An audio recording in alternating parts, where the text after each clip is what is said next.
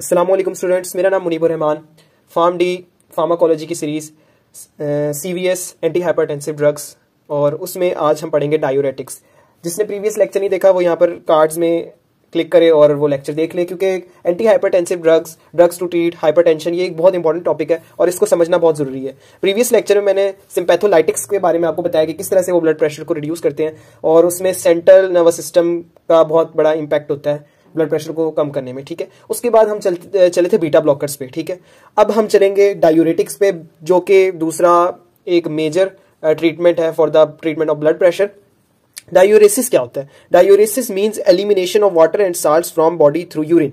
Basically diuresis एक ऐसा अमल है जिससे हम वाटर और सॉल्ट को, अब ये बात याद रखिएगा, जहां पर सोडियम एक्सक्रीट हो रहा है तो उस सोडियम के साथ वाटर लाजमी एक्सक्रीट होगा, तो हम कहते हैं वाटर एंड सॉल्ट्स एक्सक्रीट होते हैं थ्रू यूरिन।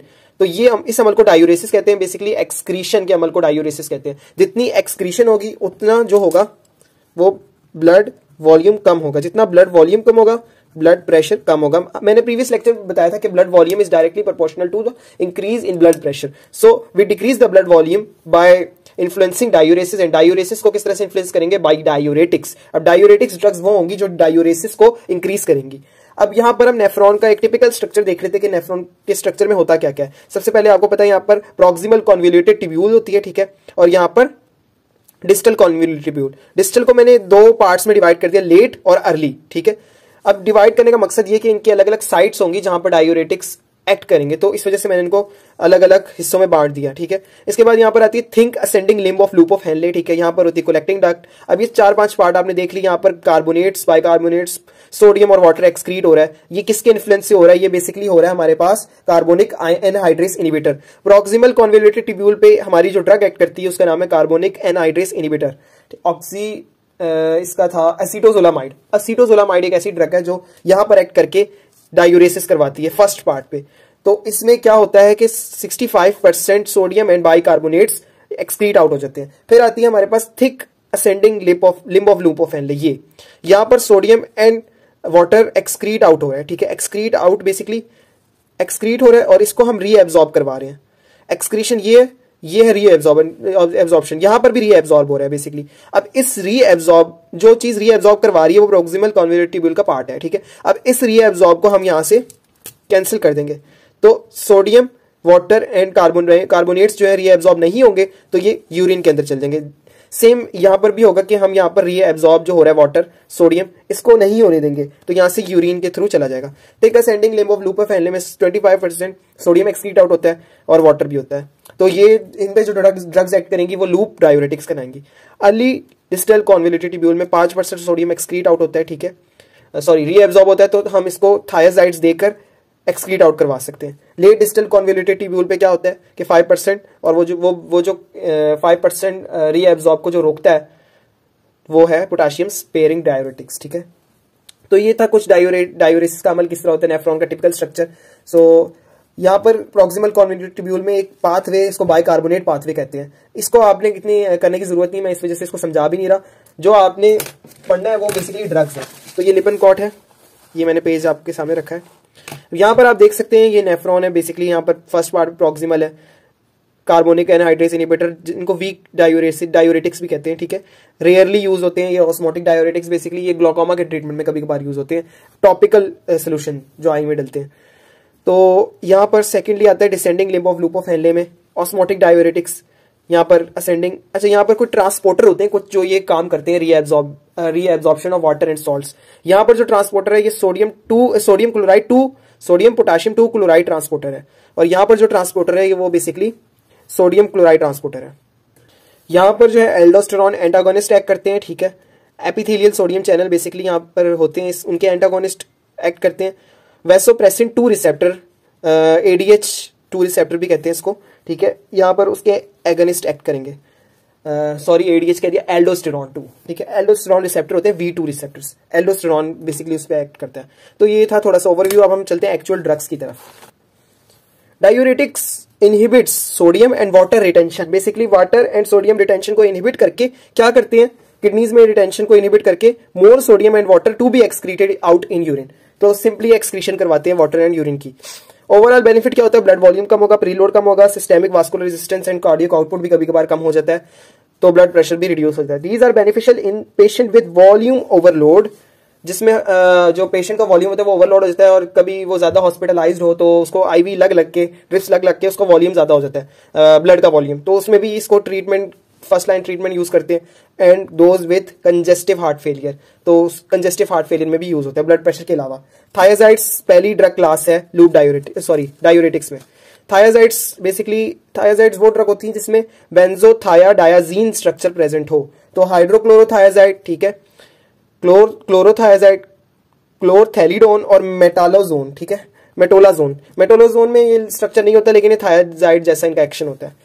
इन डिस्टल कॉन्वोल्यूटेड ट्यूब्यूल, मैंने बताया था डिस्टल कॉन्वोल्यूटेड ट्यूब्यूल में कुछ चैनल होते हैं जिनका नाम है sodium channel, reabsorb sodium and subsequently water into the blood stream. अब ये सारा कुछ ब्लड स्ट्रीम में रीएब्सॉर्ब करें, लेकिन थायाजाइड्स इस ट्रांसपोर्टर को ब्लॉक करते हैं, बेसिकली इनहिबिट सोडियम क्लोराइड को ट्रांसपोर्टर। थायाजाइड्स इनहिबिट दो sodium channel and therefore sodium chloride and water, ये तीनों चीजें, वाटर और सोडियम क्लोराइड, ये तीनों चीजें जो हैं ये यूरिन में चली जाएंगी। इससे क्या होगा? जो सोडियम होगा वो कम हो जाएगा ब्लड के अंदर, ब्लड प्रेशर कम हो जाएगा, वाटर ब्लड के अंदर कम हो जाएगा तो इसका मतलब ब्लड वॉल्यूम कम हो जाएगा। लेकिन थायाजाइड जो होते हैं वो सिस्टेमिक वास्कुलर रेजिस्टेंस को भी कम करते हैं, ये अननोन इसका मैकेनिज्म है। एडवर्स इफेक्ट की बात करें तो सोडियम ब्लड में कम हो जाएगा, हाइपोकैलीमिया सिंपल, पोटाशियम ब्लड में कम हो जाएगा, हाइपोकैलीमिया, सोडियम कम हो गया तो हाइपोनेट्रीमिया, पोटाशियम कम हो गया तो हाइपोकैलीमिया।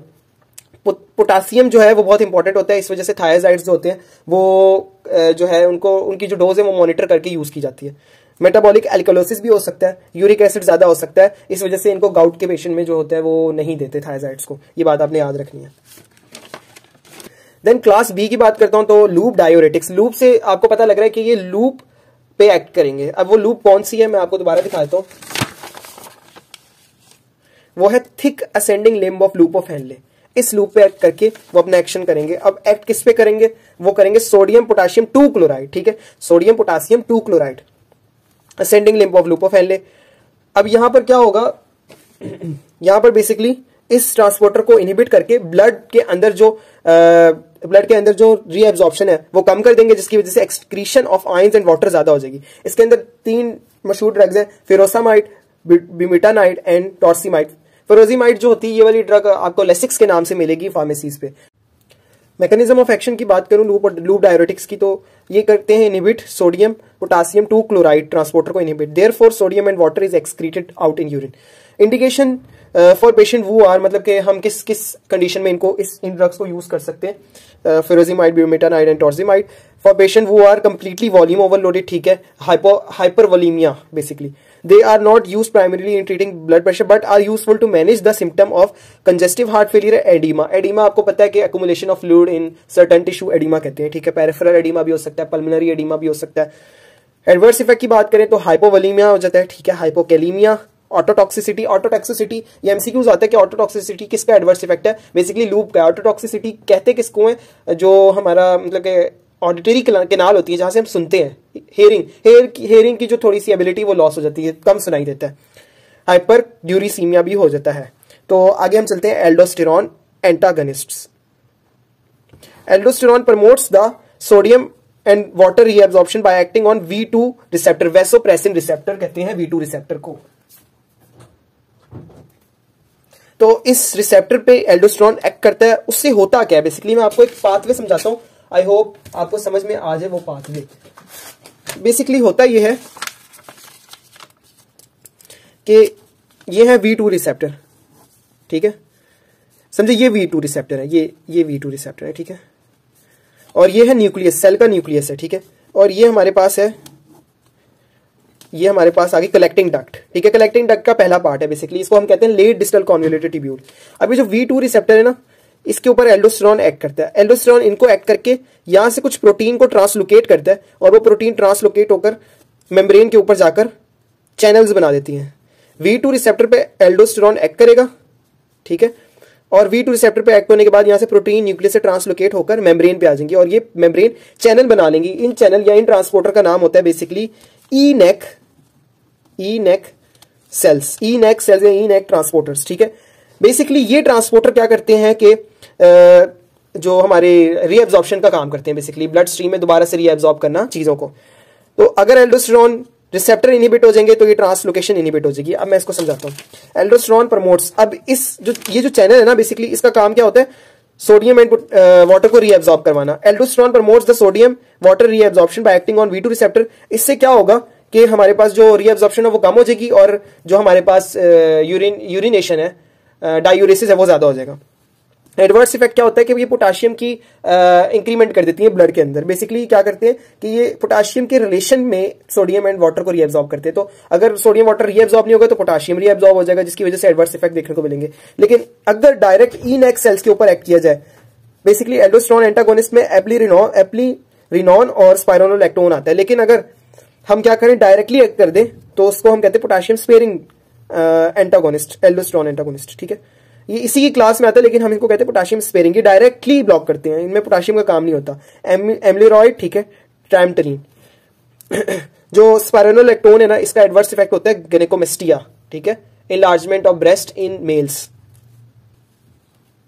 तो ये मैंने एक डायग्राम बनाई हुई, इससे आपको पता लग जाएगा। ये ग्लोमेरुलस है, ठीक है, यहां पर लूप डायोरेटिक्स एक्ट करेंगे। Basically sodium potassium 2 chloride channel है, ये इनहिबिट करके वाटर को और सोडियम को एक्सक्रीट आउट कर देंगे। इनके एडवर्स इफेक्ट में हाइपोनिट्रीमिया, हाइपोकिलीमिया, यूरिक एसिडोसिस हो जाता है। ठीक है, यहाँ पर हमारे पास सोडियम क्लोराइड जिसके ऊपर थायाजाइड्स एक्ट करेंगे, फर्स्ट लाइन एजेंट है, इनके ये एडवर्स इफेक्ट हो गए। एल्डोस्टेरोन एंटागोनिस्ट गिनेकोमेस्टिया आ जाता है और पोटाशियम स्पेयरिंग यहाँ पर एमिलोराइड एंड ट्रामटरीन।